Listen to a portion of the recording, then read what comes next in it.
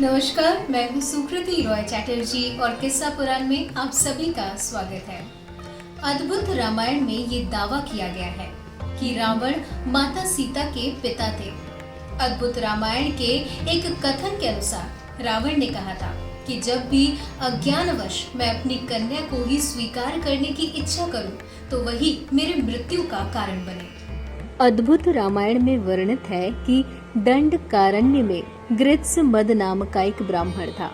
उसकी इच्छा देवी लक्ष्मी को अपनी पुत्री के रूप में प्राप्त करने की थी।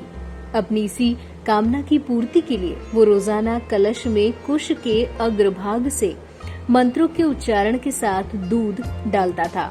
उस समय देव असुरों के बीच संग्राम चलता रहता था। असुर देवों पर तो देव असुरों पर आक्रमण करते रहते थे। उसी बीच किसी दिन रावण उस ब्राह्मण की कुटिया पर पहुंच गया। उस समय गृत्समद वहां उपस्थित नहीं थे।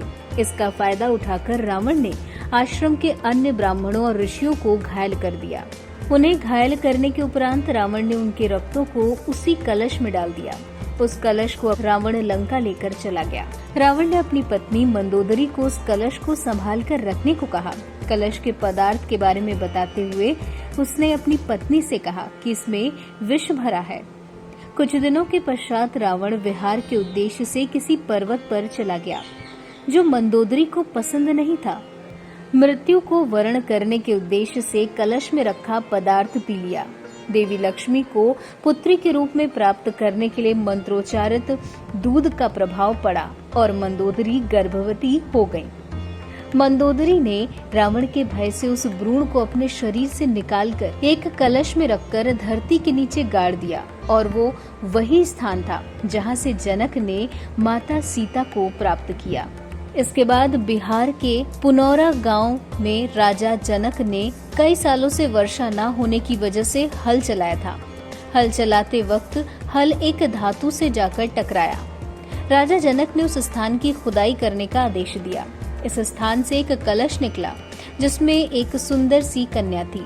उन्होंने कन्या को ईश्वर की कृपा मानकर पुत्री बना दिया। हल का फल जिसे सीत कहते हैं, उससे टकराने के कारण ही कलश से कन्या बाहर आई थी, इसलिए कन्या का नाम सीता रखा गया। उम्मीद करती हूँ कि आपको ये वीडियो पसंद आया होगा। वीडियो को लाइक और शेयर करें। साथ ही नीचे कमेंट सेक्शन पर लिखकर बताना ना भूलें कि आपकी इस वीडियो को लेकर क्या राय है। चैनल को भी जरूर सब्सक्राइब कर लें।